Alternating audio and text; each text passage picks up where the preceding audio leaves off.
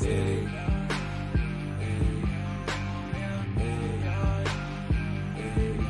Cleveland City.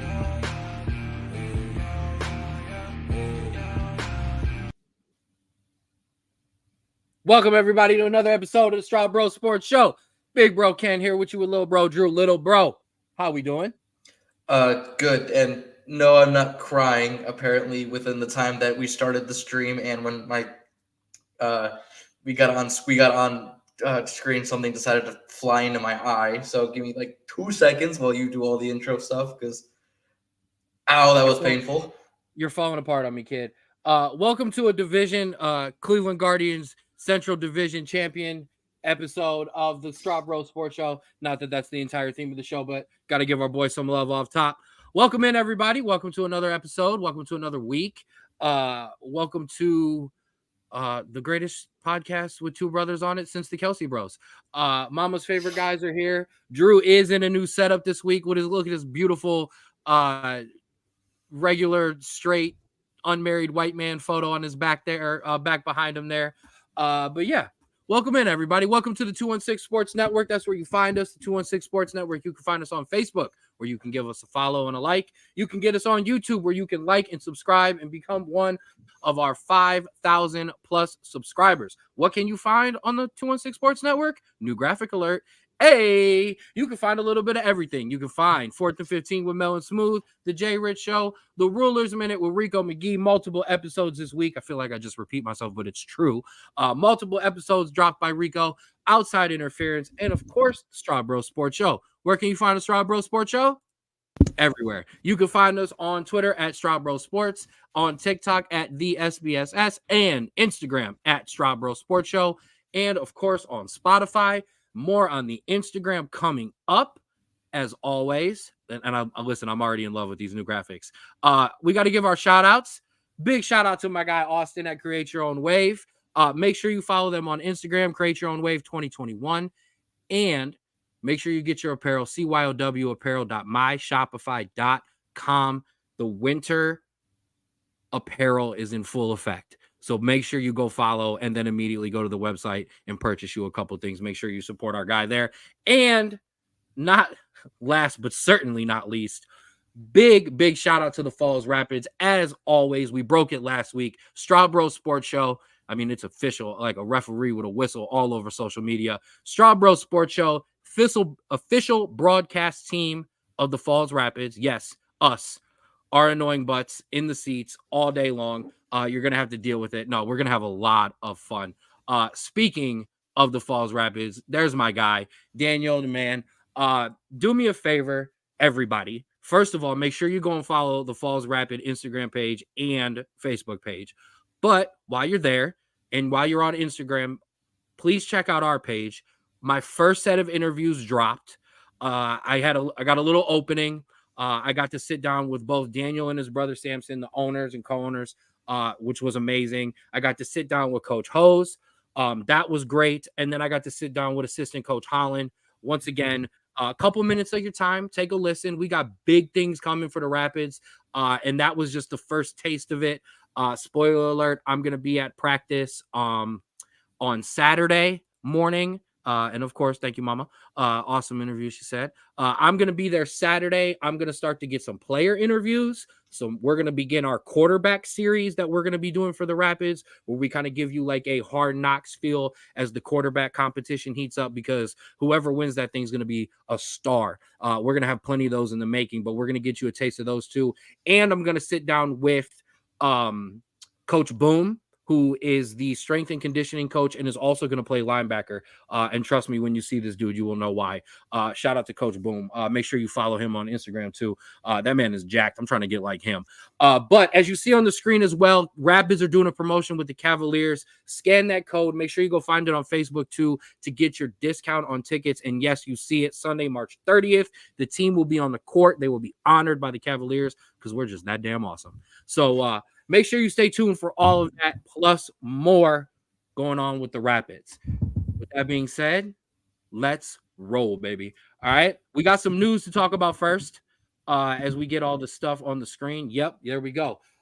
First news is College football, the Mountain West is making a play to lock in all 8 remaining teams after the Pac-12 came in and hunted some of those teams down. That's basically just money getting thrown at people's way and to try to save face at this point.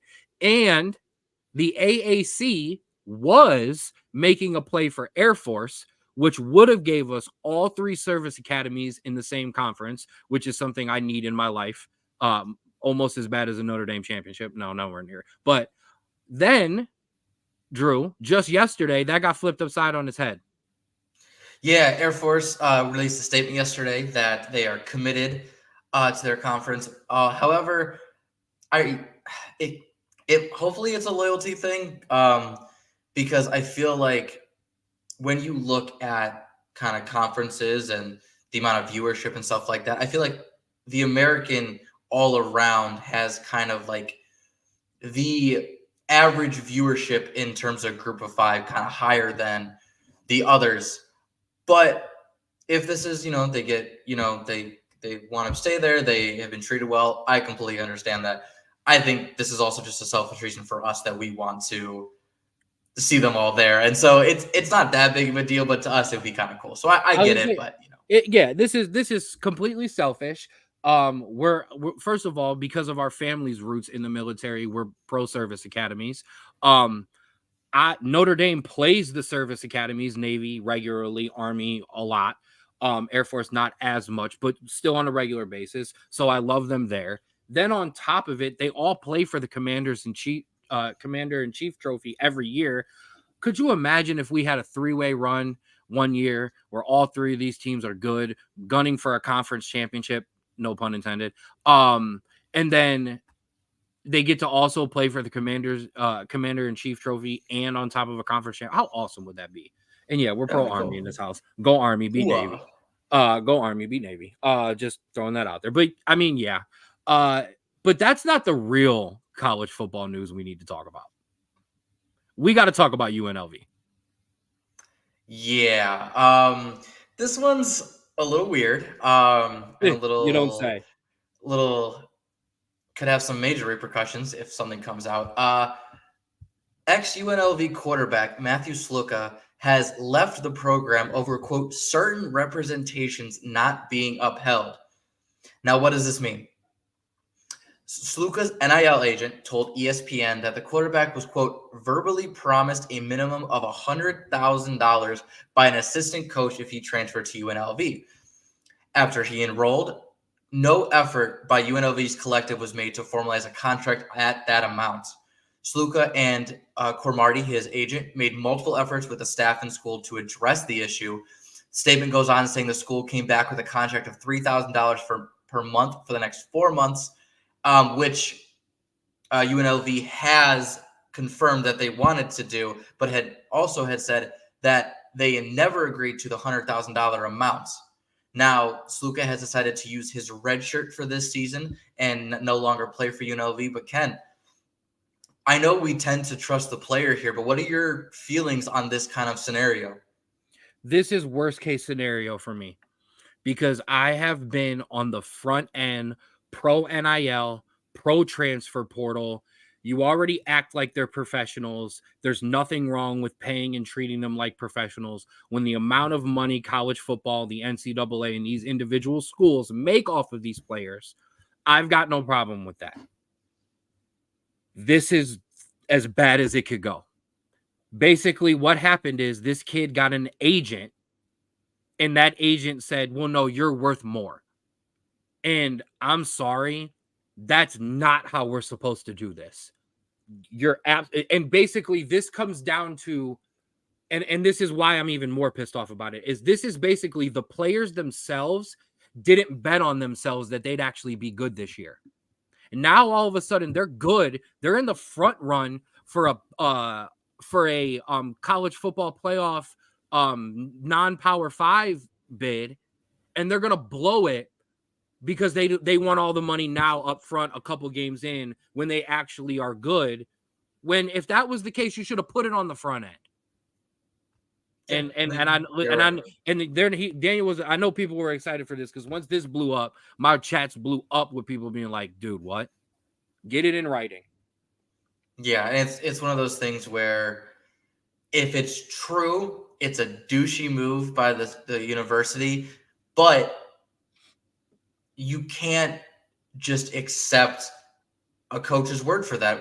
Even before money, this was starting spots, this was playing time, this was anything. Coaches are going to tell you things to get you to walk in that door. And I'm sorry, unless you have, and like Ray said, unless you have a written contract saying if you enroll in this school, you will get set amounts. You cannot believe what they're telling you, even if he's telling the truth. And honestly, the way I'm looking at it, it might not even be possible that he's telling the truth on this. So I want to believe him, but it's also just a very messy situation. One day, and you can clip this and you can hold me to it. We've got viewers in here so they can listen and they can hold me to it too. If this podcast ever is sponsored to a point where we do this for a living, I will tell you some of the recruiting stories I have from Notre Dame College and some of the things that I was promised. And it is a whole list of things that never came true. So I know all about that and I get that. But to quit on your team like that, I cannot ride with that. I'm sorry. You're getting something. Okay. It's not like the kid's broke. All right. They used to be broke. They're not now. So, and I like this question. He's good for UNLV. Whether it's the system or not, I don't know, because that in college, that's very tricky to navigate, whether a guy is a good system fit or an actual good player. He played well. UNLV was playing really well, punching above their weight so far this season. But in terms of all this drama, I highly doubt someone's going to give him that amount, especially if he misses public as this. I agree. And here's the other thing. Had the kid played out the entire damn year and actually balled even halfway, I mean, my guy at Arizona got major NIL deals, and Arizona just finished the season good. So if this kid has a halfway decent year, he gets that money next year. Now you're not getting it. You're not getting anywhere near it.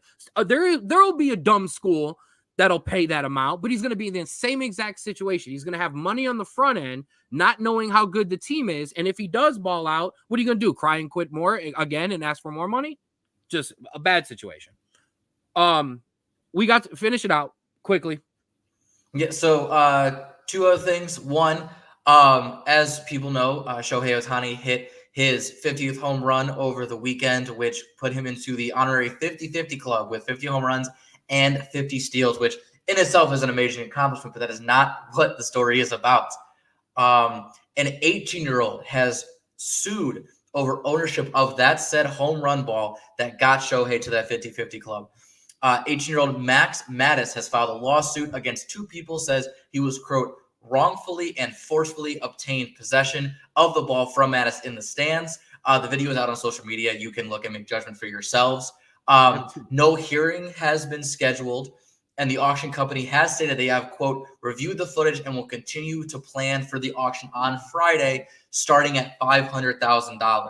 So it is a tricky situation because once that ball gets sold, it is highly unlikely he will ever see that ball again and have it in his possession. So all they are asking in the settlement or in the lawsuit is just to delay until a rightful owner is appointed. But I don't think that they will be doing that. So I think it will go on as planned unless something drastic changes in the next 24 hours. Shout out to my guy Nick. Golden Auction has the ball. We know that because we're sports memorabilia guys. So I am not surprised at all that Nick knew they had the ball. Yeah, he's got to file for an injunction to get that thing stopped. I have not seen the video. Bad on me. So yeah, I have not seen the video, so I don't know. I'm kind of going into this blind. Man, that's a tough one. Because this thing's gonna go. Shout out to Ohtani.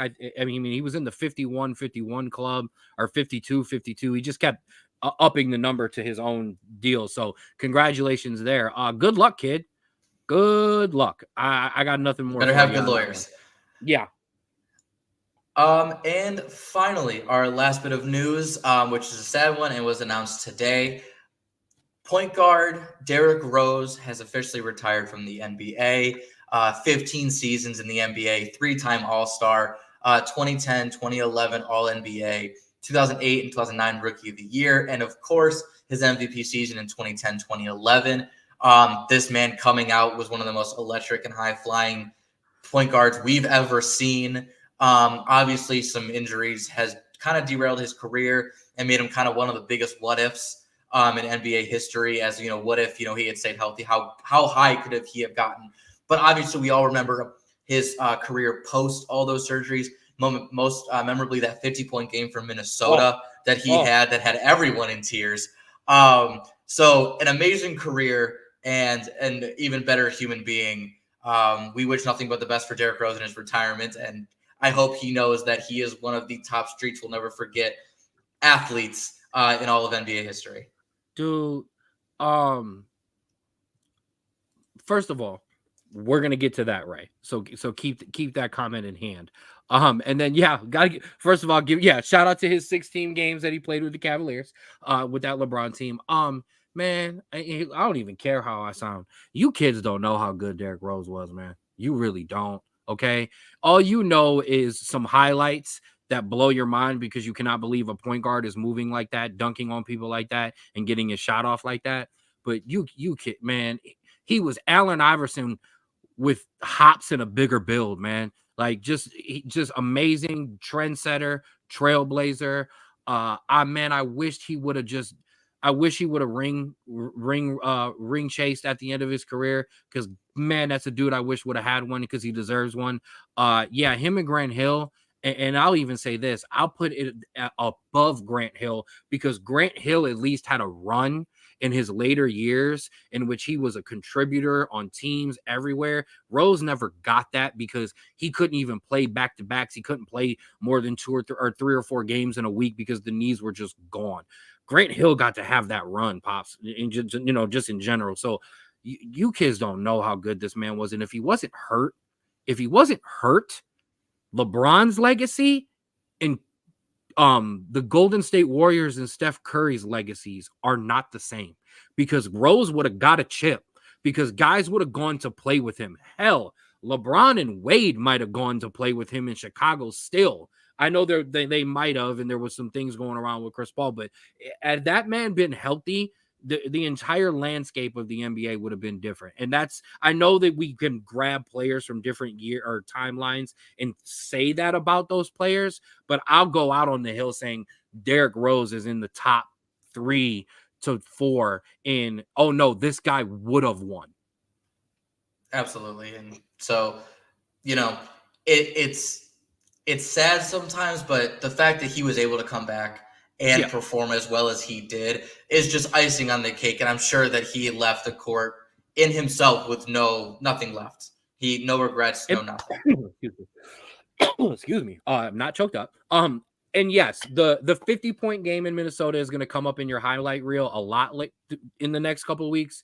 Go back and search that MVP year in those highlights, and you're just going to get blown away if you've never watched them. So, all right, let's get into the actual games, the actual sports that have happened this week. Let's do it by giving away some Bonehead Awards. Let's start first with your Straub Bruh of the week. As always, with the bad news, I will go first. And I'm not going to lie. Sorry, Mom. Which one of my fucking teams should I pick for this one, Drew?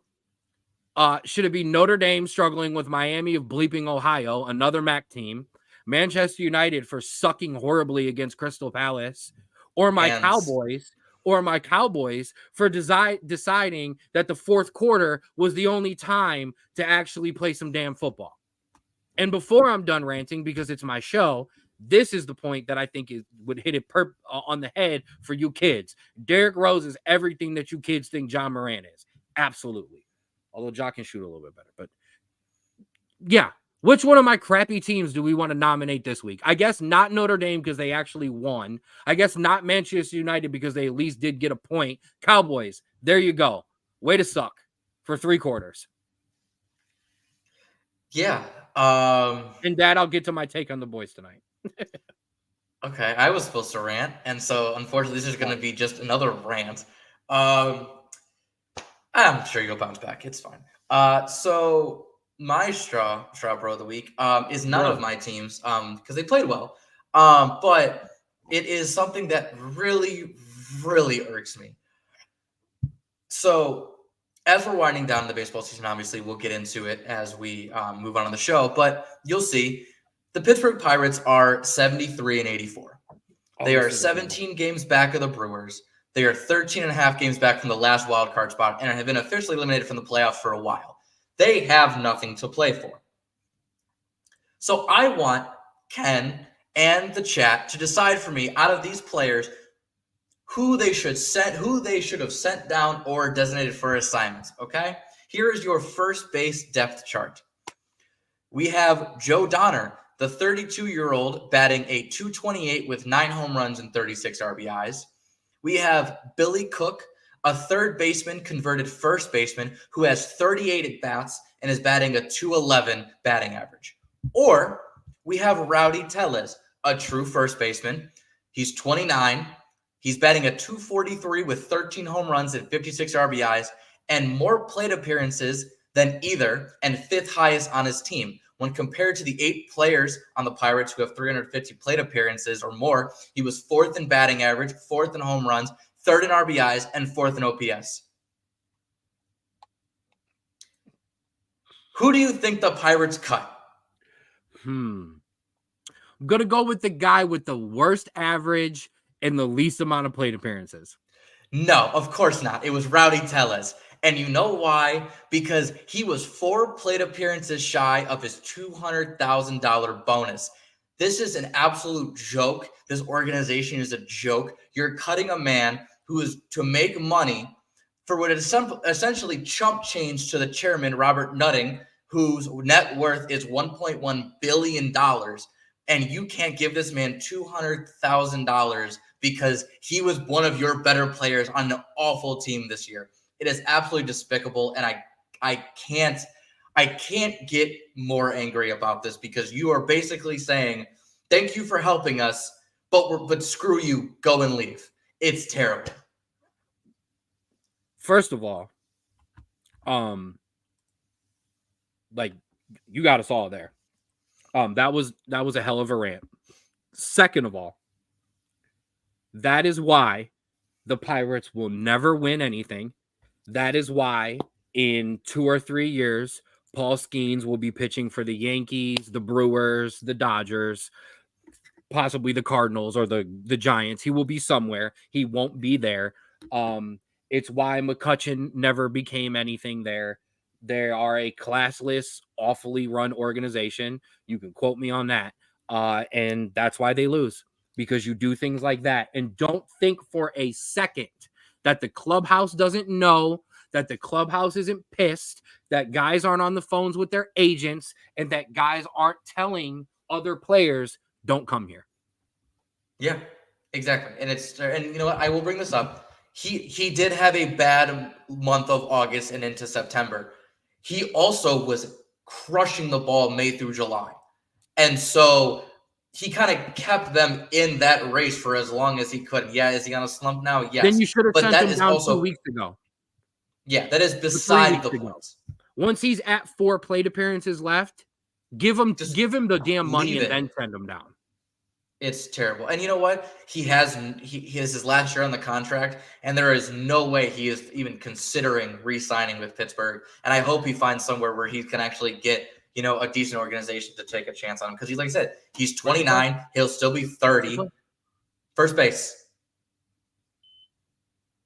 We need another first baseman. I'm okay with Naylor DHing. Just saying. Okay, well, damn. That was a damn good Straub bruh of the week. Let's turn it around and let's get happy now. Give me your honorary Straub bro of the week, presented to you by Create Your Own Wave Apparel. Don't ride the wave, create your own, and become a Straub bro of the week.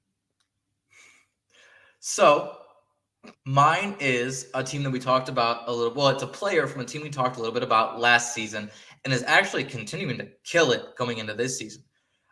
James Madison, specifically quarterback Alonzo Barnett III. Not only did his team hang 70 on North Carolina, he accounted for 7 touchdowns, 5 passing and 2 rushing, 388 passing yards, and led the team in rushing yards with 99. James Madison is 3-0 right now. Alonzo has a 7-to-1 touchdown interception ratio, and again, they are looking as one of the headliners to make an impact in this group of 5 race, because they are absolutely destroying teams. Even with the coaching change and all the players leaving, they are playing really good football right now. Absolutely. Well done. That is a good one. We did preview James Madison in our college football preview. I don't know if we had them running the table or, kind of making a run like this, but we definitely gave them some love. All right. Well, my turn. I got multiple. My first one is me and the coaching staff of the Falls Rapids for sitting down with me at our lift session on Saturday. Shameless plug.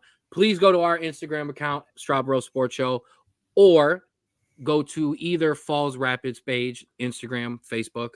You can find, I sat down with Daniel and Samson owners. I sat down with Coach Nate Hose. I sat down with assistant coach Howard. So please go check those interviews out. Well worth your time. Get to know those guys before the season starts to get ramped up, and you're bombarded with all of this stuff all over the place, and you're trying to catch up. Don't catch up now. Be ahead of the game. Spread the wave. Secondly, Boston College. I hyped them up for 3 weeks. We talked about the game beforehand. I talked about the game the week of, and I'm talking about it the week after, for coming back against Michigan State and winning their red bandana game at home. Awesome scenes, amazing jerseys. The only thing you're going to find better than that is one time this year when Oregon pulls the special one out, or when the academies get together. An amazing, amazing jersey. An amazing comeback and a big win for Bill O'Brien and Boston College. Hopefully no letdowns this week. More on that later. I do have actually one more because I just thought of this. So this one, my second Straub Bro of the week, which is rare, but it's deserved, is the Oakland A's fans, and particularly the 46,889 fans that attended today's game. They sold it out for their last official home game. People were camping out last night to get in there. They are currently winning 3-2 over Texas in the top of the 8th. A city that has been decimated in terms of losing sports teams, but are one of the most passionate fan bases I've ever seen when, the team is not being mismanaged. And so absolute shout out to them. And I hope that someday they get their recognition and their, revenge on these owners and this league, because they are passionate. First of all, that's funny. Camping out in Oakland is some serious dedication. Number 2, I'm going to switch back a secondary Straub Bruh of the week to the ownership of the Oakland A's, who told the players to not linger on the field. Do not take photos with your family. Get off the field and get out of the stadium as quick as possible, assuming that fans were just going to go riot, which now they probably might, because you're just ripping the team off the field after you're ripping it out of their hearts. Oakland deserves better. Flat out. Shame on you, whoever. You're not worth Googling, but whoever the owner of the Oakland A's is, you are an honorary forever Straub Bruh head slap of the week, because you're a clown. And that'll do it for that. You want to go Guardians or you want to go football? Let's go football, because we can kind of get through that, because I know we're going to want to talk Guardians. Absolutely. NFL Week 3. I'll let Drew control the graphics there. We have the right week this week. The week is correct on the thing. Let's go, buddy. I had to fix my college ones too, so it's okay. Let's get rolling here. Thursday night, the Jets took care of the Patriots, as I told you they would. Your Cleveland Browns had a very, very disappointing outing against the New York Giants. We will discuss that. Packers over the Titans in a surprise win, as Malik Willis continues to do well. Sorry, I'm running these in my order, not yours. Colts over the Bears, as the Colts kind of continue to struggle, and Caleb Williams does as well. The Vikings, Sam Darnold is real. Vikings over the Texans, 34-7. Mom's booing the Browns outing. Eagles over the Saints 15-12. The Steelers squeak out another ugly win 20-10 over the Chargers. Broncos, Bo Nix gets his first win as an NFL starter over the Buccaneers. Panthers, handy dandy Andy Dalton gets a win for Red the Rifle. Panthers over the Raiders. Yeah, Red Rifle over the Raiders, another team that Oakland did dirty. The Seahawks took care of the Dolphins 24-3. My Cowboys lost 28-25 against the Ravens because they only played one quarter. And I'm not hushing, Craig. Your Steelers are awful, but they continue to win. The Rams come back and kick a field goal to beat the 49ers 27-24. And the Lions beat the Cardinals 20-13. Kansas City beat the Falcons 22-17 in another ref saving game. And then in our 2 Monday night games, the Bills handled the Jaguars 47-10. And man, Jaden Daniels and the Washington Commanders come back and beat the Cincinnati Bengals in a great Monday night game. That was the one to watch. What jumps out on you? Well, not what jumps out on you. We got to start with it. Talk about your Brownies. Oh man. Yeah, this was a game that I think I said last week that we should win. Not saying that we would, that we should win. And everything that kind of went wrong did go wrong after the first 2 plays of the game. Obviously, you come up with that fumble recovery and that touchdown to Amari Cooper in the first 2 plays, and you think we're rolling. And then all of a sudden, our offensive line can't block. Our running game was non-existent, and it really seemed like our defense just couldn't get off the field at times. And so it is going to be very, very hard to watch this team. Holy crap, you miss Nick Chubb. Holy crap, you miss a healthy offensive line. Yeah. Neighbors dices the defense like tomatoes. Yeah. Disappointing. Just because you only gave up 21 points. You can still win a game in the NFL when you give up 21 points, but you had opportunities, man. And Watson continues to not look great. Myles Garrett being in and out of the game kind of hurts you. But at some point, it looks like, and this is what's just sad, you look like a team that has to win games like the Jets did last year and like the Ravens have had to in the past. And that's just not cutting it with the amount of money you're paying your quarterback. And I'm sorry to hit this point over and over every week, but damn. We know. And it's one of those times where you kind of have to just ride it out. There's no really other option here. And that's what kind of. And it's not going to get in. And yeah, with Wyatt Teller being gone too, it's not going to get any better. Anyways, let's look at some other games. Something that stood out to me, because Ray mentioned it too, so I got to mention it. Yeah, I talked about Sam Darnold and Sam Darnold being real, but the Vikings defense is legit as hell as well. Got to give Bo Nix a shout out. He played pretty well in their victory. Malik Willis continues to kind of show everybody why the draft stock was high to begin with, as he compares. And I mean, this is just what Green Bay does. They bring quarterbacks in at a young age. They nurture them. They coach them up, and then they let them rip on the league, and they tear the league up. So we'll see what happens when Jordan Love comes back. The Steelers look like contenders if Justin Fields continues to play like this, as scary as it is. I mean, he's not making mistakes. That's the key. The Steelers are playing, for the most part, mistake-free football. It doesn't look great. It doesn't look pretty, but it's winning football with a coach that knows how to win. Yeah, it's also helpful that Justin Herbert was hurt and came out for a little bit, but yeah, my fantasy team reflected that. And here I'll talk about them. My Cowboys. I mean, this is why I was not as excited for this year as everybody else was. Okay, this is what my team does. We go up and down every single week. You don't know what we're going to get. And I've also said it since the beginning of the year, running on us is our Achilles heel. Every time they snapped the ball, we were so terrified of the run. Guys got open. And even when the Ravens did what the Ravens do, which is stop playing in the fourth quarter, there was nothing we can do. Yeah. Nothing. I mean, but that's for your game. 566 gave up on the ground is tough after 3 games. Yeah. The interior defensive line for you has not been what it was supposed to be. But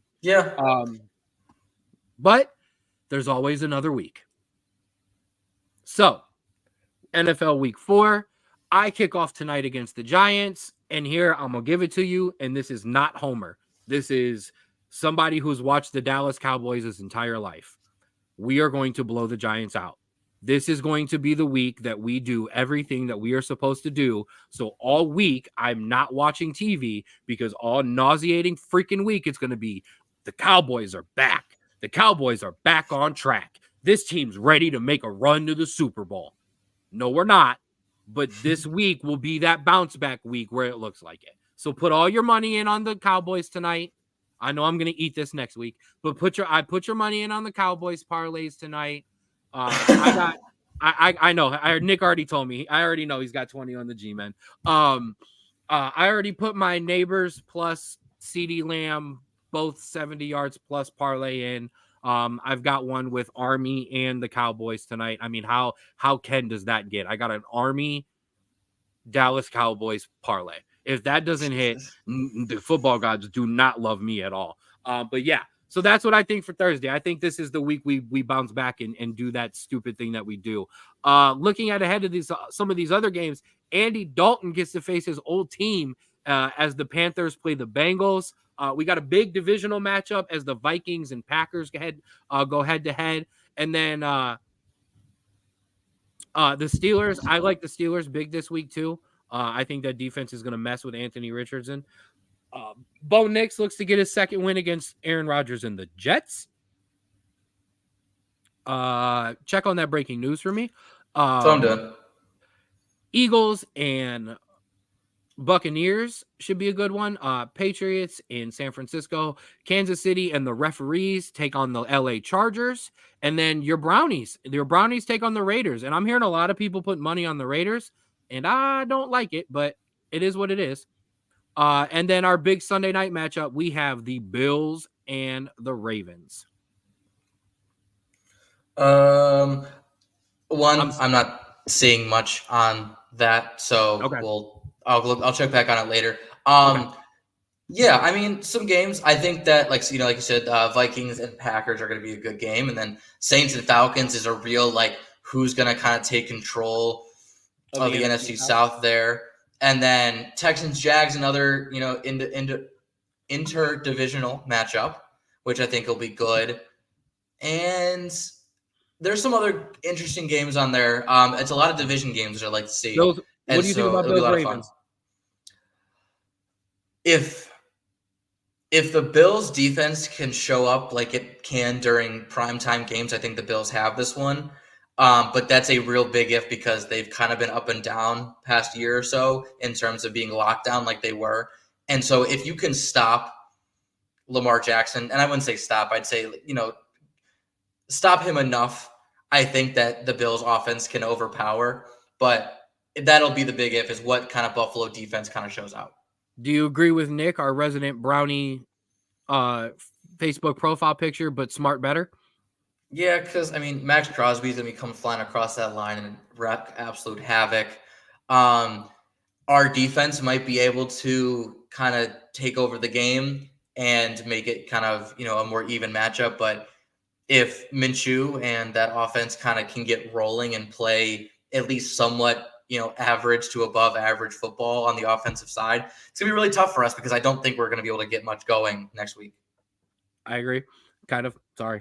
I will say this, NFL, learn from the last 2 weeks. Not all of these Monday nights are going to be great. So give me 2. Yeah. All right. I love this. Give me 2. We got Titans at Dolphins. Don't care how horrible that game's going to be. That'll be on the smaller box. Seahawks at Lions. I love it. Give me that matchup. I'm here for it. I like it. Yes, Minshew did shred you last year. So I would worry about that. But we will see more on that. And that will do it for NFL Week 4. Ladies and gentlemen, it is time to guard the land. Let's go. Sorry. Division champs. First round bye. Playing the winner of New York and Kansas City. Talk to me. Currently. Subject to change. Houston, Kansas City. Houston, Kansas City. I apologize. Yeah, this is going to be a fun one. So I want to preface this. And before you do, I do not have any batting average stats or run differential stats this week. I will do some end of season totals. I want to get to the good stuff. I have been, for majority of the season, very pessimistic of this Guardians team. Yes, you have. I did not like the pitching that was coming in.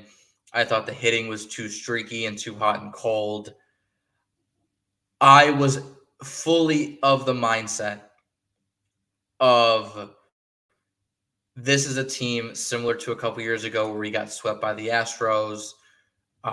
We got beat by the Yankees, where nothing was really going to make too much of a difference. These past 2 weeks have really changed my attitude towards this team. I feel like this is a team that is getting hot at the exact right time. They are hitting well and hitting in the clutch. They are pitching well enough in the starters and getting to the bullpen that is completely lights out. This is a team that, if we can continue this hot run, can make somewhat of an impact in the playoffs. I'm not saying how far, but I think it's going to be a lot better than what I thought was going to happen about a month ago if we were to get to the playoffs. So I have ridden the roller coaster. I'm excited with every win streak. I'm depressed with every losing streak. Every series victory feels like a playoff one. Every series loss feels like we're going to actually be sent home when it's the middle of the season. Man, I hope I don't eat these words. I'm more excited for how this team is set up and how this team rallies than since the original playoff run that took us to the World Series. This team, yes, has its downs, and they have downs just like every other team where they can't hit anything and they lose games. But man, the way this team not just seems to rally, clutch hits from all over the lineup, our superstars showing up and actually being healthy and being not having the wear on him like he normally does. And I'm talking about Jose Ramirez. Normally by this year, every year he's banged up and he's beat up and he's got carrying injuries. It doesn't seem like that's going on right now. Yeah, he's got the normal wear and tear of a baseball player, but still, Kwan is coming back off the injured list now. Right. Emmanuel Clase looks like he could pitch an entire game and strike out everyone. Yeah, he let them get the bases loaded last night to just get his adrenaline flowing so he could get ready. I'm scared to get like super excited and say the words, but like this team has the makings of all those magical teams that everyone else gets that makes that magical run. Yeah, I do want to mention that. I'm excited. I like this team good. And if I'm being honest, back in 2016, when we were looking at teams that we were going to have to play to make it to say, just me and my buddy were sitting in physics class in high school looking at this, and we'd go, okay, there was Boston, there was Toronto, trying to think of the other teams that were in there, but we looked at those teams, and I don't believe there was a team back then that was as scary to look at head to face as the Yankees are right now. And that's my only concern. I get it. I get that. I do. The Yankees are scary. Man, bring them on. Dude, play October to remember, baby. Quote my guy Tom Hamilton. Let's go. I'm in, man. I am in. That's why I didn't even do the batting average and stats this week. It's playoff time. I'm ready. Yeah, we did. Now I will say it was a little disappointing to drop 2 or 3 to St. Louis, especially when they're not playing for anything. But you come back and you beat up on the Reds. Now you go into, you got a day off today. You go into this important series with Houston. This is playoff time for me. I don't want to see guys sitting. I mean, maybe give Jose some DH at bats. You know what I mean? So he's maybe not in the field, but it's playoff time. I want to see guys going, especially on the offensive end and in the batting. You know, if you don't want to use a pitcher for very long over the next 3 days, I'm okay with that. But I want to see guys getting ready. It's playoff time. Yeah, playoffs start Tuesday. It start October 1st. Let's get into what is close because we got a close. Yeah, we got some races here. Race. I did update. Obviously, your X's are your divisional winners. Right now in the American League, that is just the Guardians and the Astros. Playoff bursts, those have been clinched by New York and Baltimore as well. Baltimore and or New York will either win the division or lock up that first wild card spot. They play at 7 o'clock tonight. Yes, and then it is a 3-way race for the last 2 spots. You've got Kansas City, Minnesota, and Detroit. Now, these are updated. These are not updated from last night's games. So there has been, I think, some movement because I know the Twins won. But this is going to come down to these 3 teams in this last weekend.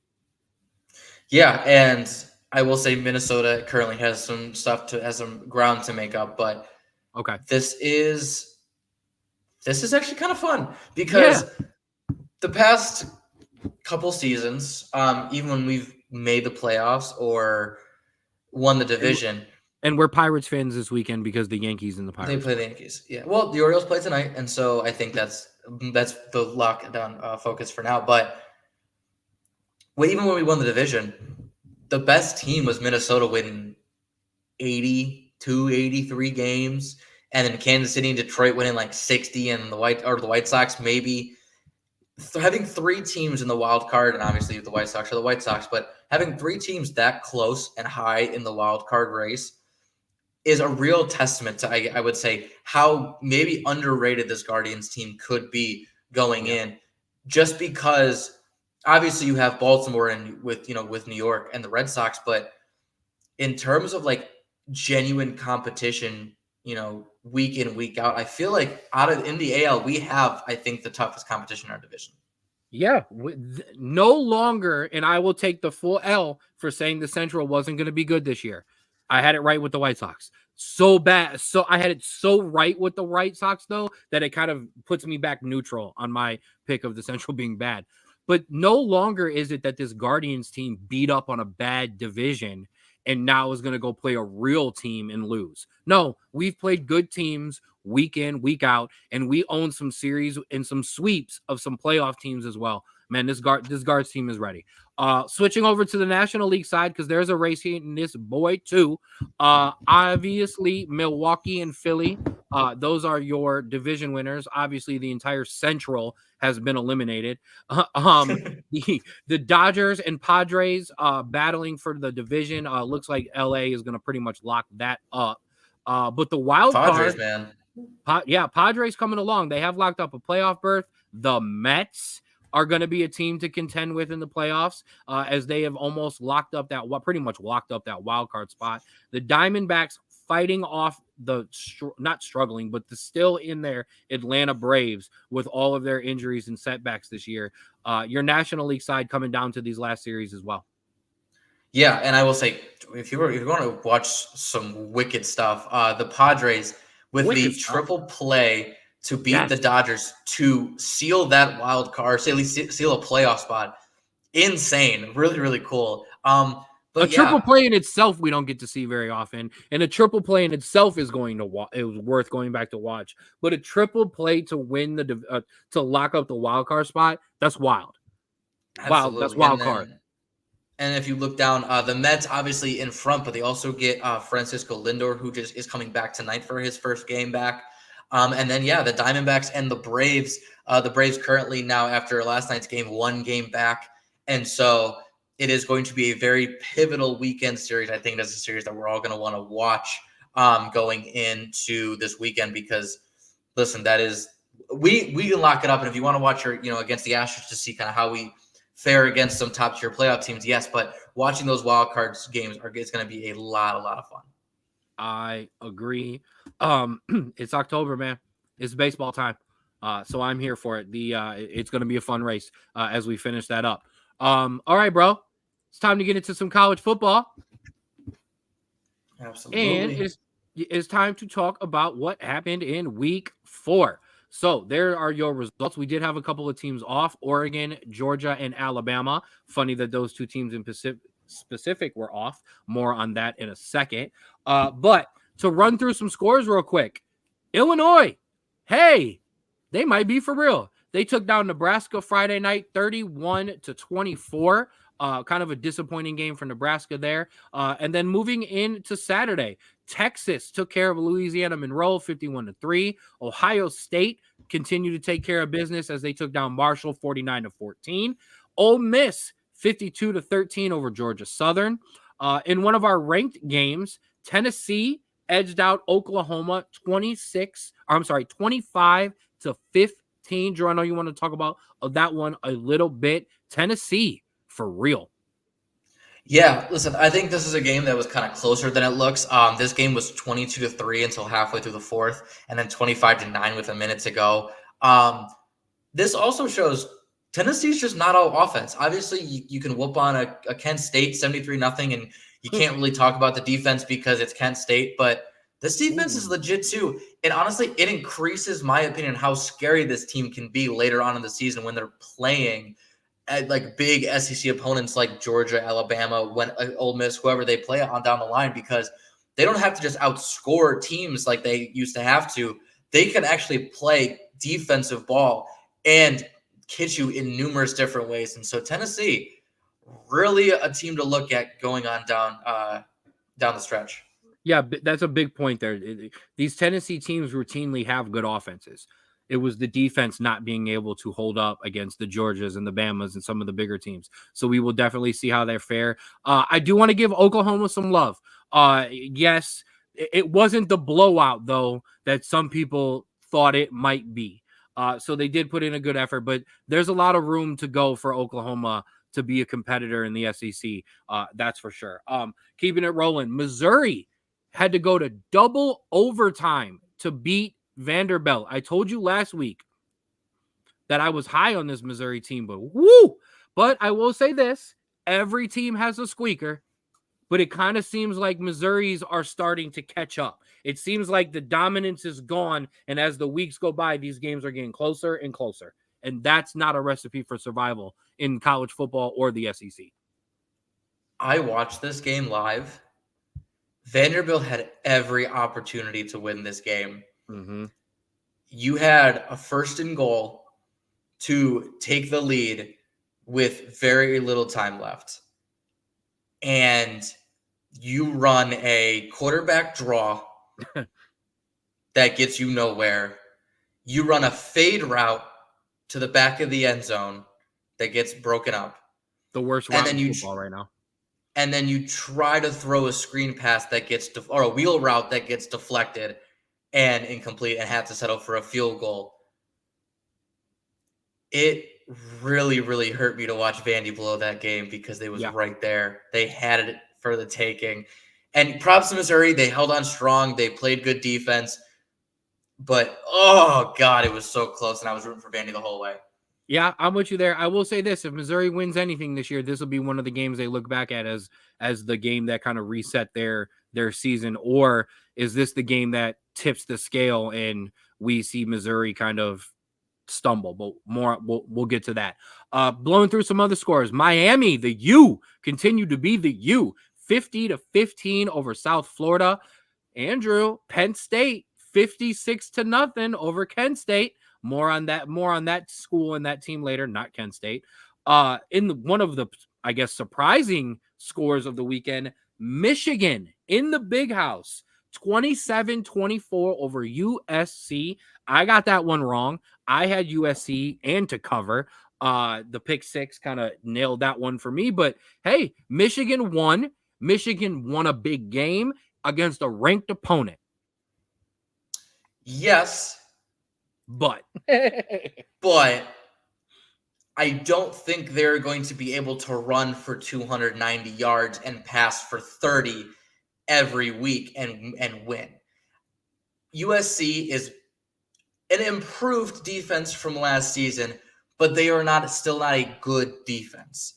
And so when you go up against a team that just got beaten the brakes off of them with Texas, and you come back to another game where they're going to be more motivated and more amped, and you can't stop the only thing that offense has going for it, it is going to be a long, long day. And that, like I said, that is going to be Michigan's MO. If they can run the ball and they can play defense, they have a chance. They can't do one of those things, it's not going to work. And so good on Michigan. They bounced back, but I think this isn't a Michigan is back moment. I think USC just isn't there yet. No, USC still has more steps to take. Michigan ran the ball. They played good defense. They were at home. Those three check boxes. Excuse me again. You check those three boxes. They're not losing. In our Big 12 eliminator, Utah took down Oklahoma State 22-19. Whew, that's a tough one. I will say this. I said, and I'm going to bring this up when we talk about this week's game for Oklahoma State. I said the key for Oklahoma State was running the ball. They didn't run the ball. They played good defense. They only gave up 22 points. And in college football, that's good. But they couldn't run the ball. They couldn't move the ball. 2 interceptions from Alan Bowman. That's not going to get it done, as Isaac Wilson didn't have a great game, but did enough for Utah to win. Yeah, we said last week that Cam Rising might be needed to win. Apparently not. And I know this is 22-19 was the final score, but Oklahoma didn't score a touchdown until the 6 minutes left in the fourth quarter. It was 22-3. They ended up scoring two touchdowns, 2 2-point conversions within a 6-minute span. But not a good, like you said, not a great game for Ollie Gordon again. This is his, I don't think he's rushed for over 100 total yards in a game once this season. I don't believe it's on him.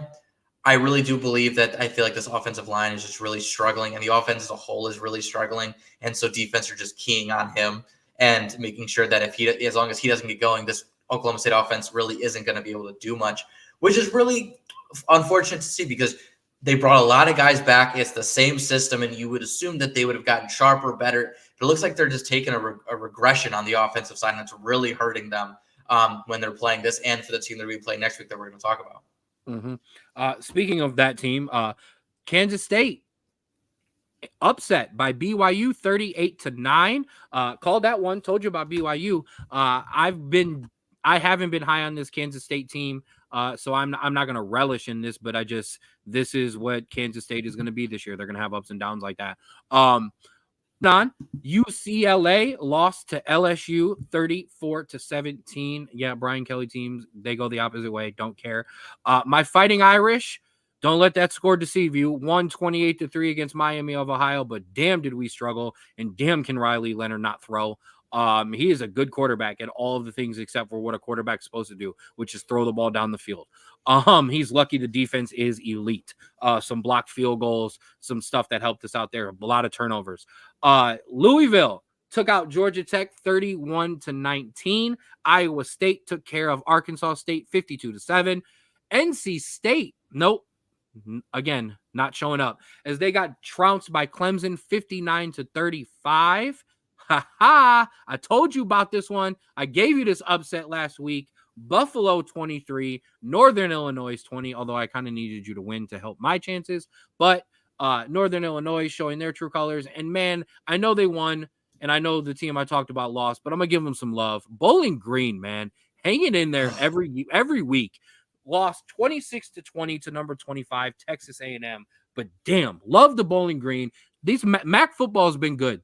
There are some really quality teams at the MAC, Northern Illinois, Miami of Ohio, and Bowling Green, especially Bowling Green. So I wish they could bring this effort to the MAC season because they would blow out the MAC. I So absolutely agree. absolutely. What did you go ahead, give me some stick. Talk about your Bearcats.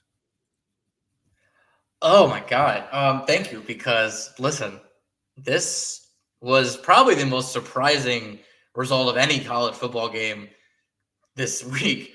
Our defense shut out a team. Cincinnati beat Houston 34-0. A complete game that shut down a really bad Houston team at home, like it should, but unfortunately, like we should is not really a phrase we've been using lately. Brennan Sorsby, quarterback, continues his perfect streak. He's yet to throw an interception this season through 118 attempts. I think that's absolutely fantastic. He's doing all the right things and keeping the ball because honestly, he doesn't need to do much when Corey Kiner still scored and dominated on one of his slower days. But yeah, defense. I'm glad you could join us. Welcome to the season. It only took you 4 weeks to really kind of get back here. This is a really, really positive sign because I would say last year this score is probably, even if we win 27-21, 27-17, where Houston kind of stays in it until the end, 34-0 is a fantastic score, and I'm actually excited about this team for the first time in a while. God, we can't have you be in the top 25. You'll take up the entire segment. Oh, it'll be disgusting. I will be breaking down analytics and play calls. It's going to be disgusting. I love it. I love it. Shout out to your Bearcats, though. You fucked up the parlay, but you took care of business. Moving on to week 5. We've got some big games. We got a couple to talk about. There's some chalk at the top. Texas A&M will take on Mississippi State. Ole Miss and Kentucky. All right, well, let's roll. Let's get into this. Our college football breakdown presented to you by the Falls Rapids. Spread the wave. Bro, let's hop on and break these games down. Our first big game of the week. What a game this could have been. Number 20, Oklahoma State take on number 23, Kansas State. This could have been 2 undefeated teams at the top of the Big 12. Now it's 2 one-loss teams hoping to survive and stay in the championship picture. I would say a championship eliminator game. We mentioned Oklahoma State. Ollie Gordon, 11 carries for 42 yards last week. That ain't it, and that ain't going to get it done against Kansas State either. Alan Bowman with his 2 interceptions did not help as well. And for Kansas State, like I already said, I've been picking against this team most weeks because you don't know what team you're going to get. But I will say this, they are a team that routinely rebounds. But so does Oklahoma State. Yeah, and it's going to be important for both because this is really a game to keep close to Utah in this Big 12 race because you lose 2, especially back-to-back. It's going to be super, super tough. Keys for both teams. Oklahoma State, you got to figure out how to get Ollie Gordon more space in the run game. I get it. He didn't, you don't want to run him to the ground, but hey, listen, you're losing games because he's not getting touches. You got to do that. And Kansas State, listen, you can't dominate every single game, and you got to figure out how to win games when you're not dominating. You weren't dominating BYU, but you let it get out of hand because you didn't know what to do when they were kind of causing you a little bit of trouble. So that's what you got to figure out. So we'll see who adjusts in this game and who's able to come out with a win and survive for another week and kind of keep close to Utah. This is, I'm looking at two groups from each team. The coaching staff and the seniors for both teams. How much does your season still mean to you? Because you have got to get the rest of that locker room up and back up because it's not over. It is not over. We're not going to have that many teams finish the season undefeated, okay? These are early losses that can be overcome, especially right now. Who wants it more? This is going to get tough. In our other ranked matchup, number 15, Louisville. Come on up to Notre Dame and take on number 16, my Notre Dame Fighting Irish. This is 100% another game of who knows which team is going to show up, and I'm specifically talking about mine. We were shaky against Miami of Ohio for a while, and it's pretty simple if you watch these Irish games in the way I do. I study them. And hold on, I want to break some news. I do want to break some news. Oh, there it is. Help me. There it is. The Oakland A's did win their last game in Oakland. Shout out to them. I'm happy for them. And I hope some of the players reverse decision and go take some photos with the fans. But back to Notre Dame. Back to the depressing stuff. If you watch these games like I do, it's pretty clear, and I mentioned it. Riley Leonard can't throw. He flat out cannot throw. He is one of those quarterbacks who has got to run in 6 to 7 yard clips when he takes off. And if he doesn't, our offense stalls completely and we punt. And we put too much pressure on a stupidly super talented defense that's main focus is to blitz and bring pressure. When you are on the field after every other 3 and out, or you're playing from behind, you cannot consistently blitz and bring pressure. They're going to notice it. They're going to pick it up, and they're going to throw it over top of the damn defense for touchdowns. Now, for Louisville, they had a tough game running the ball against a great Georgia Tech defense, which they will get matched up against another good run defense with the Notre Dame Fighting Irish. However, Tyler Shaw threw for 269 yards and 2 touchdowns, and Ja'Cory Brooks went for 125 yards receiving. I am effing terrified, bro. And I'm not lying. That's not stick for the show. I'm terrified. No, this is I think you hit the nail right on the head. This is going to come down if Riley Leonard can make plays and extend drives. Because if he can, you're going to be able to control the tempo. You're going to be able to give your defense some rest, and they're going to be able to play all 4 quarters effectively, and you are going to be able to win this game. If he can't, this Louisville offense, similar to last year, is extremely explosive. And so it may take a couple quarters, but if your offense cannot get it going, those legs for your defense are going to be so tired. You are going to give up some deep shots. You are going to give up some long runs because this Louisville offense can only stay contained for so long, especially when this defense is running on fumes. And so you're absolutely right. Yes, I know it's my team. I know I'm absolutely right. So that's the problem. That's what happened against Northern Illinois. Now it didn't happen against Texas A&M because it was a slowed down, big type game. Both teams' first game of the season, trying to fill each other out. That Texas A&M offense is not explosive, so we were able to stay in and control the game. You saw it against Northern Illinois, and that's where we lost that game. They had big, explosive runs and plays over the top. And that was our downfall when we couldn't move the ball. I want to move on. We'll see what happens. Yeah. All right.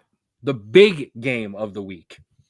Number 2, Georgia, traveled to Tuscaloosa to take on number 4, Alabama. Both teams had a week off to prepare for this game. And while if we were to go on just performances from 2 weeks ago, obviously, you would say Bama has the edge over Georgia with the way they beat up on Wisconsin and the way that Georgia squeaked out against Kentucky and should have lost that game. But if there is any single coach or coaching staff, or if you put a list together of all of the coaches that you do not want spending 2 weeks dissecting, planning, scouting, and prepping for your team, Kirby Smart is either on the top of that list or he is 1B. However, Alabama has the same advantage that they had last year, and that's that they have the best quarterback on the field and a game changer who can do something that negates all of the other talent on the field, all the top recruits, all the scheme. He can break all of that down.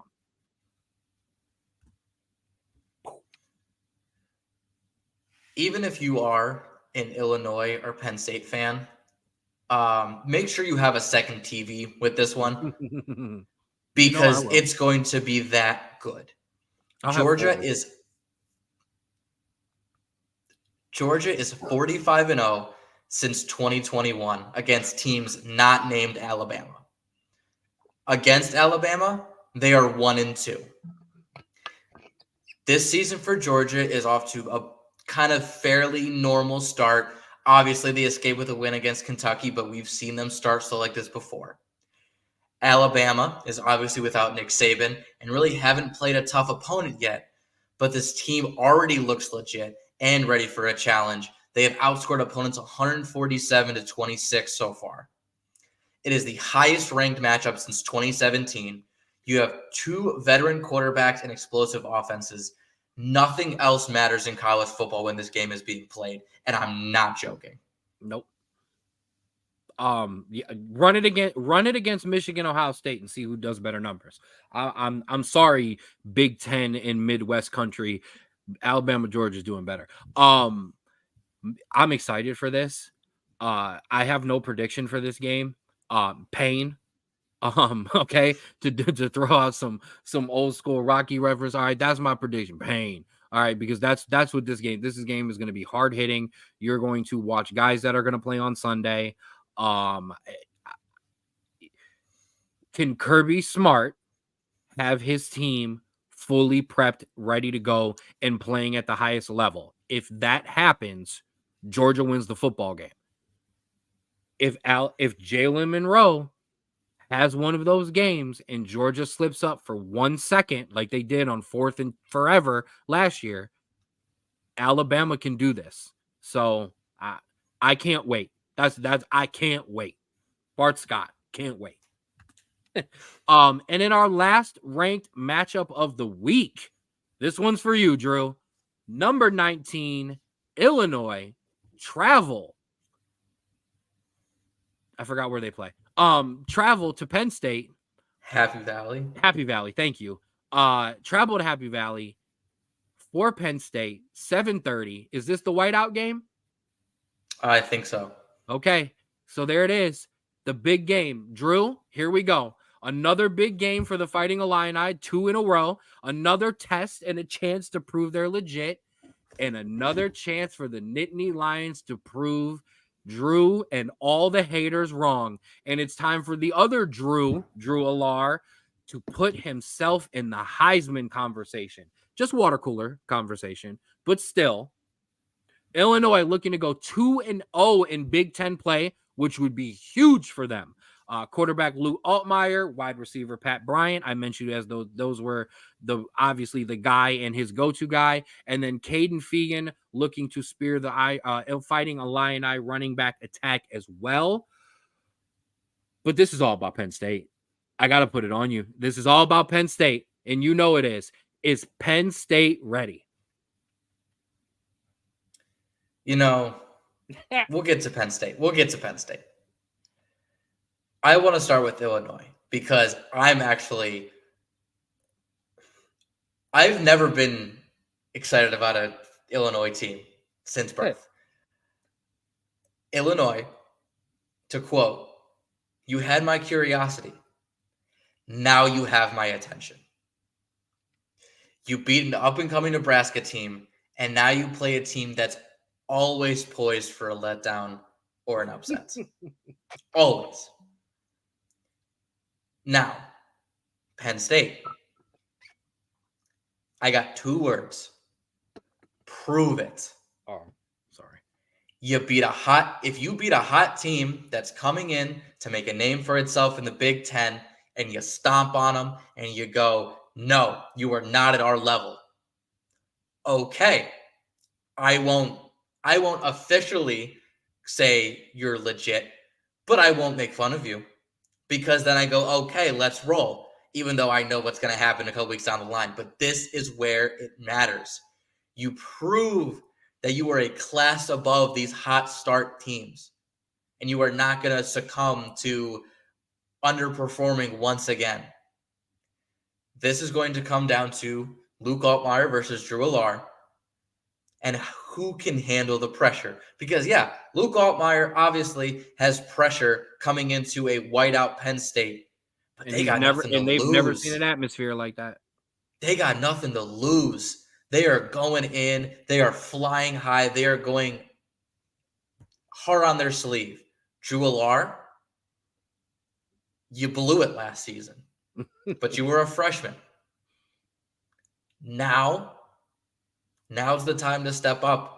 Now's the time to show us what you're made of and what this Penn State team is made of. Prove it. Is there any score line I can give you within reason that will actually make you come back next week and go, okay? Or are you just going to hang up and go, well, maybe Illinois wasn't what we thought? You can be honest. I have to watch the game. If Illinois Okay. looks okay and they still get whooped by 3 or 4 touchdowns, Penn State, let's go. If Illinois just collapses from quarter one and they just don't do anything, I can't give Penn State that. I got you. Also, if you ever use the phrase, I have 2 words for you, and don't clear me enough space to say suck it, we will never do the show again. Okay? I'm just putting that out there live on the air. Okay? You teed it up and you did not give me the proper clearance. So that's on you. No, I agree. I think this is a good game. If it was a different opponent with, more expectations, I'd be a little bit more nervous for them. But yeah, I know it's going to be loud. It's going to be all white. It's going to be literally all white. No, I'm joking. It's going to be the craziest atmosphere they've ever stepped in.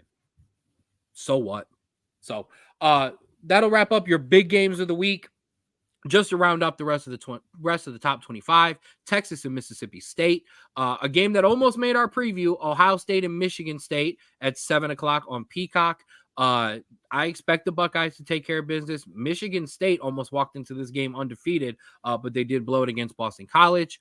Obviously, we talked about Alabama, Georgia. Tennessee is off this week. Ole Miss and Kentucky in a little rivalry game there in the SEC. Miami, Virginia Tech.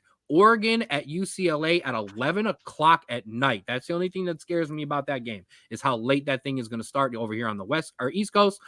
Utah at Arizona. Let's see if Arizona can wake up. Missouri, a much needed week off. Michigan, Minnesota as they kick off more Big Ten play. USC, Wisconsin. LSU, South Alabama. Clemson and Stanford. Iowa State, Houston. Oklahoma at Auburn as they continue SEC play. Watch out, Oklahoma. BYU, welcome to the top 25. They take on Baylor as Baylor looks to bounce back. That's another one I would be careful of. Texas A&M, Mississippi State, and then making their debut in the top 25, my guy, Ashton Jeanty and the Boise State Broncos. They take on Washington State this week at 10:00 in our Pac-12 After Dark. So that will do it for our week 5 matchups. As always, we know what we touch on. Now, hey, bro gave me some slack last week because there was a lot of red X's on Big Bro's big bets. Well, guess what? We got some green check marks this week, okay? Now, the parlay was destroyed. However, shout out to Miami for covering, Tennessee for covering, and South Carolina covering that big spread there. On the NFL side, obviously your Browns, the Bucks, and the 49ers completely blew that thing away. But hey, Jets, Colts, Lions, Chiefs, Bills, check marks all around the board. And we did get some upsets. I told you about Illinois. I told you if you didn't believe in Nebraska there. Obviously, NC State, Houston, haha. Shout out to your Bearcats.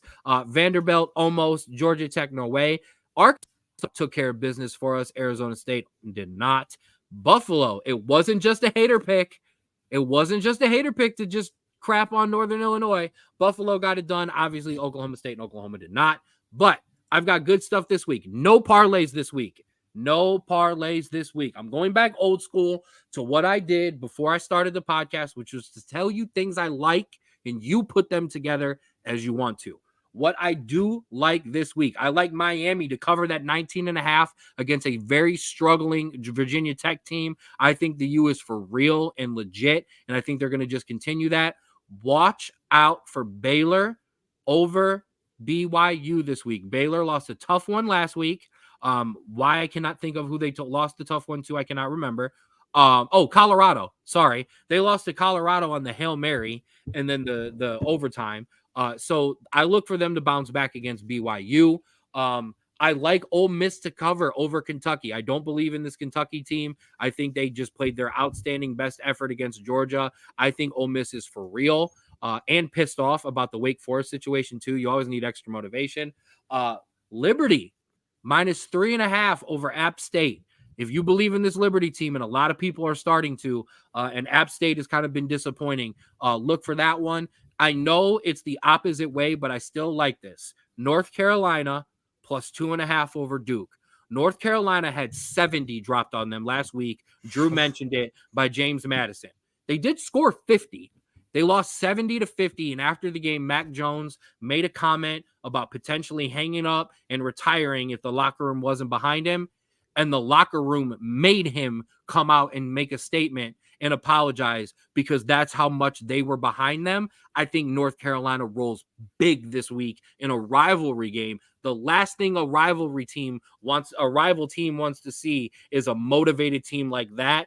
So I like North Carolina all over the place, and I'll give you some love.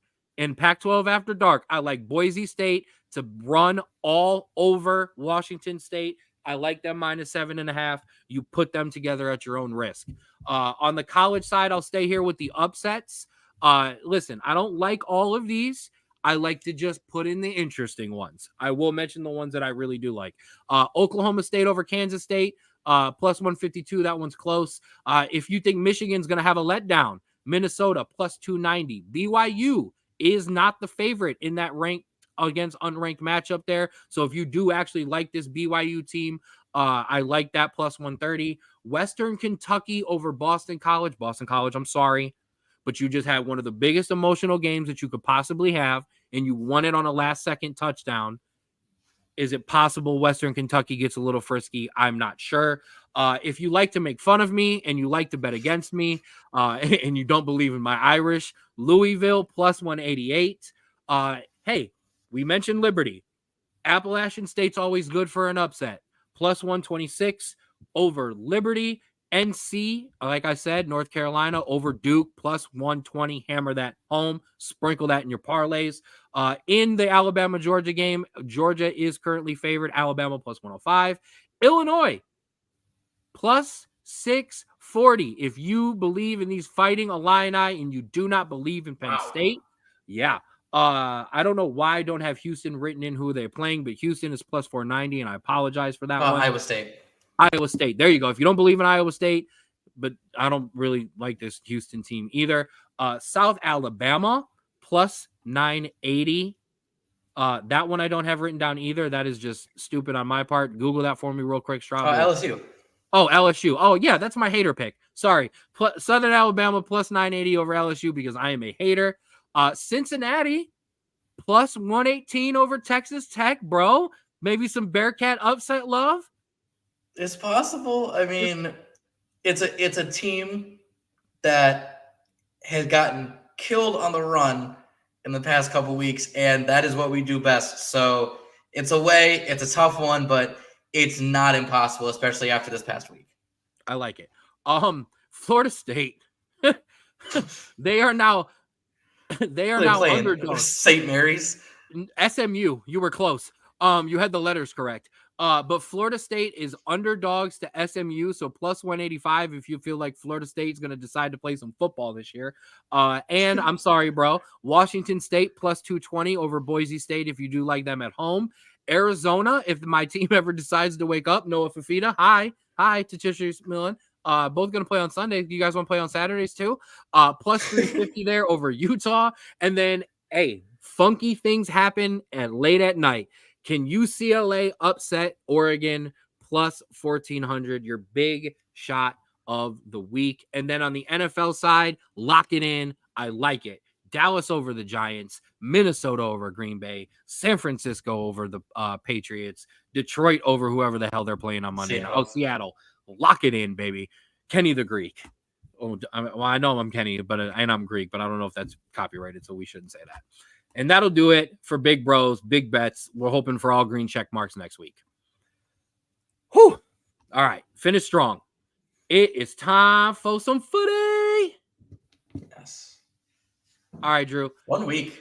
Absolutely. Get up that EPL table and let's talk about the game of the week. Manchester City 2, Arsenal 2, controversy, not red cards, but controversy and goals and letdowns, and Arsenal struggling. Hey, go ahead. Yeah, I mean, if we're being honest, this was the best possible result for everyone else. No team looked entirely dominant. Obviously, Manchester City dominated possession per usual. But that Arsenal counterattack play almost won them this game, if not for a last gasp goal from John Stones. This is obviously your two favorites running into it, but we've seen crazier stuff happen. It is still super, super close in the standings. Arsenal dropped down to 4th with that draw. City obviously stay ahead, but this was a fun game. I know I don't like seeing one team win. You don't like seeing the other team win, but it was a fun game to watch. It was. This is full honesty. Other than highlights, this is the only other live game that I watched this week, other than Manchester United, which I didn't. I painfully watched.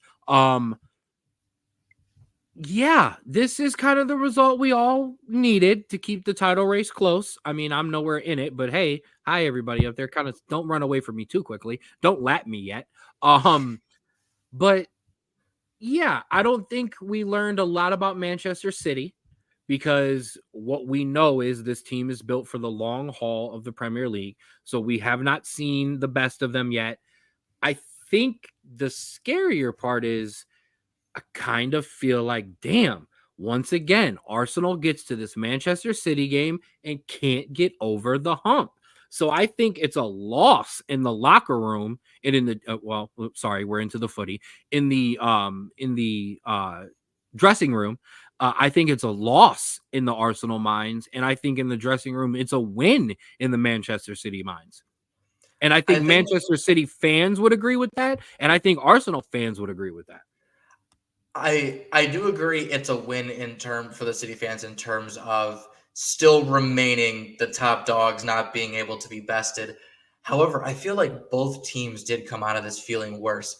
Obviously, with Arsenal and basically giving your best shot for 90 minutes and still not being able to come out on top. But also for Manchester City, because it did break, I want to say a day or two later, that defensive midfielder Rodri will now be out for the rest of the season. And that is a massive blow to a Pep Guardiola-based team that really kind of ran through him and their starting, when they build their build-up play. So we will see who is going to be put in there, what adjustments are made, and how they look without that key cog in that wheel. Very much, excuse me, very fine multiple times today. Very much the way N'Golo Kante ran that Leicester City team and then the Chelsea team, very much the same way that Liverpool was ran by whatever that bum is that isn't there anymore. The same way that Jordan Henderson, thank you. Refused to even remember what that was. The way the older Manchester United teams were run with Michael Carrick, and then obviously the Scholes and Keanes. Rodri was the engine that started that thing from the back and got it going. That is going to be impossible to replace or to replicate. And now at this point, you're just hoping to kind of shoe guys in and replace it to a point where it's okay and it runs. The scary thing for them is it's been proven already this year that you can score on this Manchester City team. They're just going to outscore you. Now you took out one of your best kind of guys who, you're one of your, not just your best midfielder, but that holding guy, that defensive guy who's there to keep it together and get things back, keep things out of trouble, keep things out of chaos, and to keep things running is not replaceable. And they're going to start to have to call on potentially guys who don't normally fill the role. And that's going to be where everybody else then will have it. Not everybody. We'll talk about that in a second. But other teams will then have a chance to possibly Pep's team. No, I absolutely agree, but we'll see what happens. I think that's a later on down the line. I will say though, there were two other really interesting results, I think, this week. My biggest one was Brighton 2, Nottingham Forest 2. I know that's on your list. Nottingham Forest sit 8th in the table, 9 points, well away from danger zone right now. And this Brighton team, after a flying start, and everyone gave them all the love in the world, and they were just the best thing since ever, kind of come back to earth. Yeah. I will say Nottingham, after pulling my team and buying 1,000 players in the past 2 or 3 years since they've been promoted, those players are finally turning out decent, and so this is to be expected to, as it finally arise. But I will say though, it wasn't like they dominated this game. They were just very clinical with their chances. They only had 4 shots on goal, and so 2 goals on 4 shots and gritting out a draw against a pretty talented Brighton team is very, very impressive for a team that was flirting with relegation last season. Absolutely. What is your other result? My other one, which out like just looking at it is a surprise, but when you actually dig deep into kind of what's been going on, it really isn't. Fulham 3, Newcastle 1. Now, Where you Fulham at, Pops? Fulham has had an awful run of form lately. And so for them to score 3 on Newcastle is very impressive, but we have seen this past, 3 or 4 weeks, Newcastle has been giving up a crap ton of shots lately. They gave up 20 to Spurs. They gave up 12, even though they dominated possession last week. And they gave up 16 to Fulham this week. Those are Manchester United numbers. It is. They've been able to kind of keep it together and not, let it get loose. But Fulham does have some clinical finishes in Raul Jimenez and all of them there. So it's not a surprising result when you look into it. But Newcastle being kind of on this downturn of giving up so many shots, it's going to get kind of sketchy later on down the season when maybe one of your goal scorers can't get you some goals and you're still giving up 10 to 12 shots a game against bottom level teams. Yeah, you've got to lock that down. It can't happen. So I agree. But yeah, shout out to Fulham. They get these results every year. This isn't a surprise to somebody who watches the Premier League year in and out. Newcastle is not going to be able to sustain that type of pressure throughout the entire year. I'll let you gloat first. Chelsea 3, West Ham 0. Daniel, where are you at, Mr. West Ham? You took care of business big time, buddy. I did. This was very not. I don't have words for this because I didn't expect this whatsoever. Nicholas Jackson, hey, welcome to the club, kid.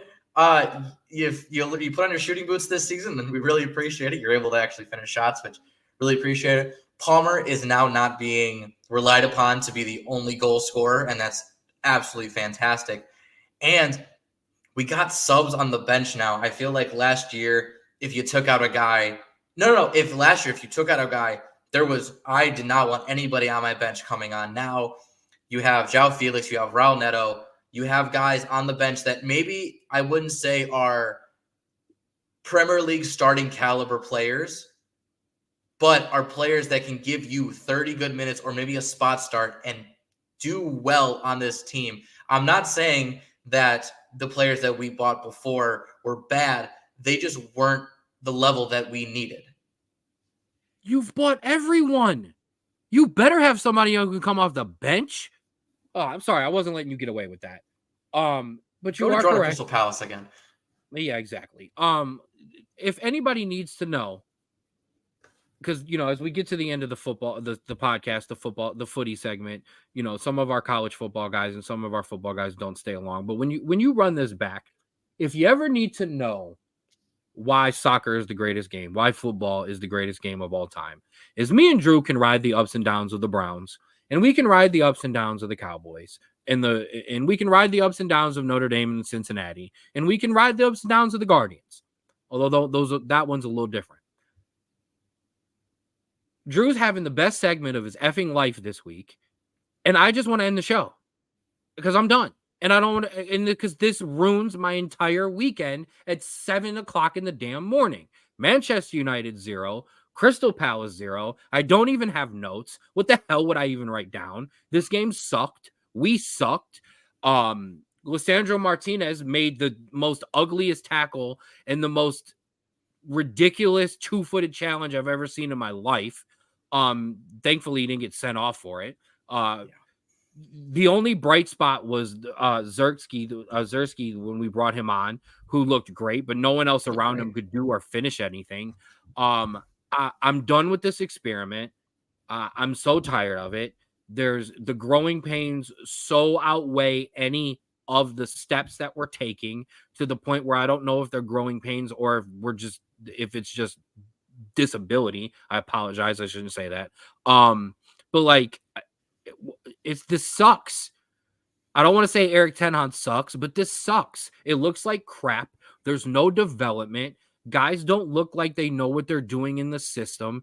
It still looks like free-for-all Manchester United ball. The only difference is we've youngered up the back in the center back position. Matthias de Ligt is absolutely perfect for the Premier League.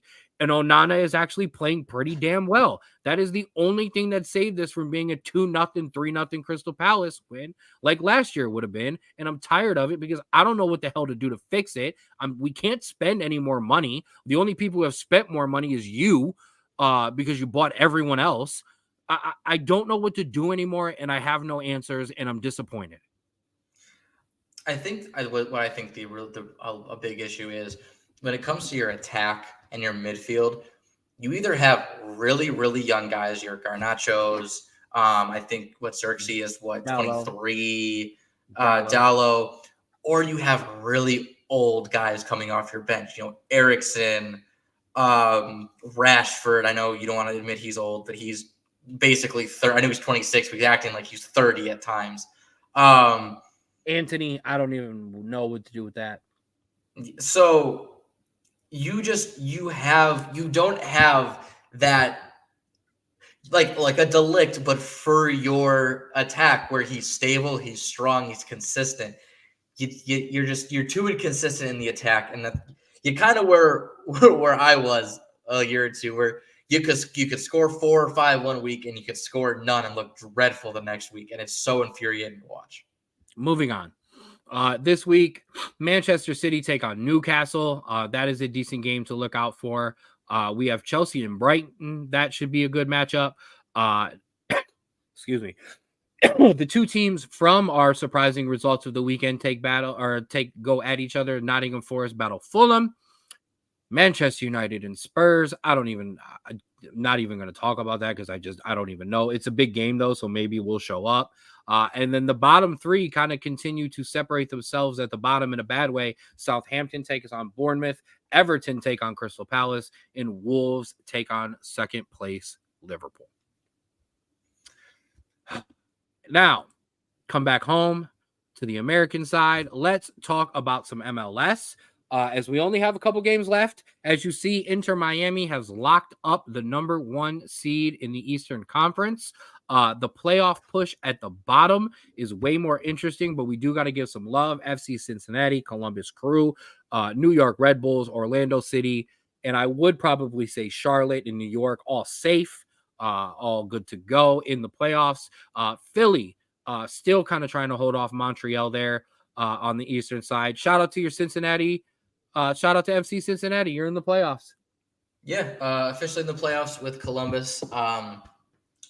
Thank you. It sucks. We didn't get the win this week against a not great Nashville team, and could have gained some points on Inter Miami, but not too big of a deal. I think the playoffs is the more important thing there. But that yeah, some interest. That is the unfortunate part of the MLS playoff system, where in any other league, at the end of the ramp up to the end of the league season, teams would be going absolute balls for it, playing guys, not resting guys, not worrying about not getting hurt. But in the MLS, where, no offense, there is no real true, I mean, there's a regular season trophy and championship, but nobody cares about it. So that's the unfortunate part. So you're going to have some results where you're not picking up a win against Nashville. Absolutely. But then, yeah, like you said, if you look down to the bottom, Toronto, that big loss against Colorado could come back to bite them. Absolutely. Philly, that win is really nice. Montreal, that win's really nice. And then Atlanta and Nashville. Nashville, I think, is a better draw than Atlanta, because Atlanta has had some good draws lately, or good wins lately. And Nashville's been kind of struggling, so it helps.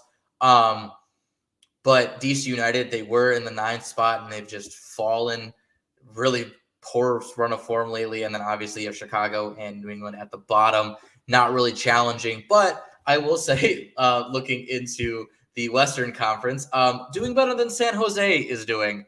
And so I will say that is more than enough to put forward, as San Jose will win the coveted Wooden Spoon Award as the team with the least amount of points at the end of the season. Oh wow, that's awful and an awful trophy. I'm mad I don't have my Galaxy jersey. I've kind of stopped doing the jersey thing, so I apologize. Shout out to my Galaxy. Didn't make the playoffs last year, near the bottom of the league, top of the Western Conference, baby. Let's go. Picked up a good win against Vancouver. Another team, in the playoff realm there. But shout out to my Galaxy, and then I guess would say shout out to Real Salt Lake and the Rapids for also being in the playoffs as well. LAFC continues to stumble down the standings, which is amazing to see. Couldn't happen to a better squad. But yeah, my Galaxy playoff ready, baby. No, absolutely. You guys are turning it on, and it's looking really, really good. Obviously, it'll be interesting come playoff time, but if you can keep this run of form, you'll be great. I think you'll be absolutely poised for a big run. But yeah, looking down the standings, like we've talked about, it's been very, very close. Minnesota United has pulled away as that 9th spot, but Dallas had a poor run last week, got back on track this week with a big win against LAFC and kind of keeps them in contention for that last spot. But yeah, I wanted to talk about it. San Jose, oh my, they look absolutely dreadful. A 2-1 loss to St. Louis, but if I'm being completely honest, it really wasn't close. And They got outclassed. 10 points clear of last place. Yes, and do you want to hear something that it's gonna irk you? Yeah. The owner of the San Jose Earthquakes is the owner of the Oakland Athletics. Are you kidding me? Are you for real? I am absolutely for real. And so guess what? We're going to see a Las Vegas Earthquakes, I'm sure, within the next couple of years because, quote unquote, attendance is so poor. No wonder attendance is so poor. You are 13 points behind the next best team in the West and 10 points behind the worst team in the East. That is not acceptable at all. And you sold your best player to a Mexican team in Cade Cowell. There is absolutely nothing going on. There is no... And there's no relegation. The revenue sharing in the MLS is ridiculous. All these guys do in the MLS is get rich. There are no losing money franchises in the MLS with the way their revenue sharing is. So it's flat unacceptable. And guess what? I want this guy's name because the Straub bruh of the week will now officially be changed to the John Fisher Award of the week. So congratulations. You are now not only officially the worst owner in Major League Baseball, but you're the worst owner in the MLS. You might honestly be the worst owner in all of sports. Congratulations. Way to help the show out. All right, so that'll do it for the MLS. Obviously, we're closing in on the end of the season, so next week's games coming up. Some big games for Philly as they take on Atlanta. Montreal do get those San Jose Earthquakes, so they look to take 3 points. Hopefully, they get a result out of that Philly game, and they can move into a playoff spot. Toronto looking to stop the bleeding as well. On the Western Conference side, no game this week for my Galaxy. Hey.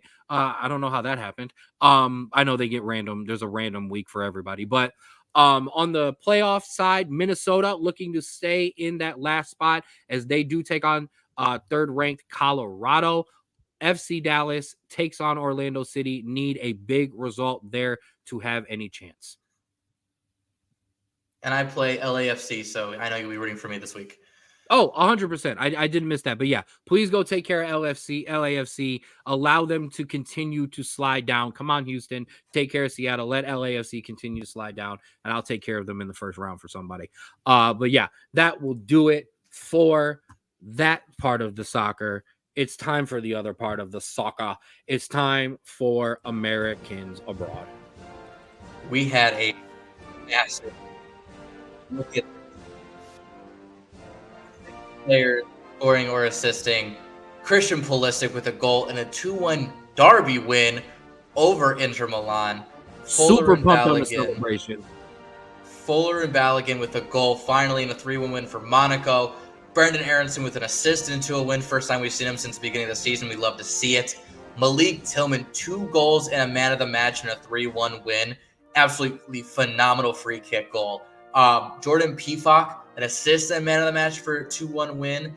And obviously, our favorite Italian and Ken's favorite Italian-American, Gianluca Busio for Venezia, had a goal and a man of the match in a 2-0 win. Busio! And as we near it, we are getting very, very close to Mauricio Pochettino's first matches as their head coach as they take on Panama and Mexico Saturday, October 12th and Tuesday, October 15th. USA, USA, USA. That's us at a United States men's national team qualifier.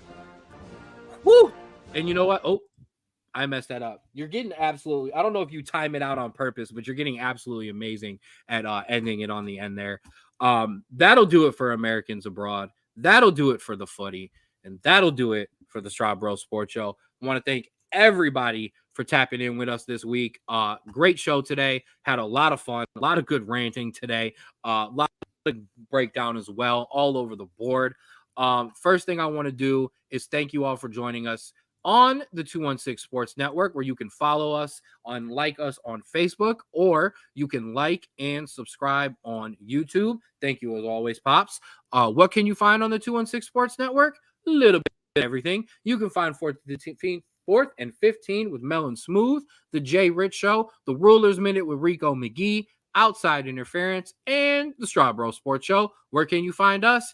Everywhere and anywhere. On Twitter, X, Straub Sports, TikTok at the SBSS, Instagram at Straub Sports Show. Big things there. On Spotify at the Straub Sports Show. Big shout out to our friends of the show, CYOW, Create Your Own Wave. Shout out to my guy, Austin. Make sure you follow them on Instagram at Create Your Own Wave 2021 and go get yourself ready for the winter. Get some hoodies, get some long sleeves, get some sweatpants, CYOWapparel.myshopify.com. Don't ride the wave, create your own. And as always, big shout out majorly to the Falls Rapids. Obviously, Straub Sports Show, your official broadcast team of all of the Falls Rapids football games. But big shout out to the love and support that they've been giving us all over social media. Make sure you follow them on Facebook and Instagram, Falls Rapids. Make sure you check out those coaches interviews that we had this weekend. There will be some player interviews that are going to be dropping probably Sunday once I get home from coaching, after we go out and destroy another team. Shout out to my son's youth team. We absolutely were killing it this weekend, this past Sunday, playing some good soccer out there, boys and girls.